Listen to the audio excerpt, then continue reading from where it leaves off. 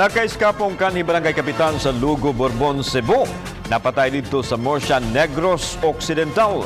Ang detalye ni Chalo Valiana. Apil si Jennifer Mercader, 44 anyos, sa top 10 drug personalities sa Police Regional Office 7 ug mao'y nakapapriso sab kaniya ni atong 2018. Apan ni eskapo siya gikan sa Medellin District Jail sa nakalabayng Marso 2019 ug pinangita na sa balaod. Unang namatngunan si Mercader sa Bacolod City ug dihang nahibaw-an sa kapulisan, gipahigayon ang drug buy-bust operation apan nakasibat kini.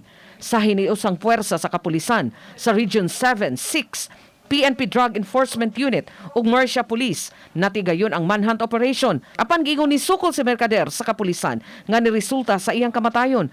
Na-recover sa crime scene ang mga pinutos nga shabu nga gibanaban ng mobalor sa 472,000 pesos, armas ug mga bala.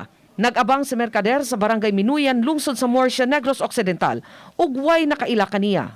Nadugay na halina na sa ibang nga barangay. Mugli nga di sa amin yan, front lang man yan ako ng manukan. Gipangita pa karon ang kauban sa bahay ni Mercader nga gipaila niyang asawa ug aron usab masubay kung kinsa pay mga kakaubanan sa napatay. Chelo Valiena, Balitang Bisdak.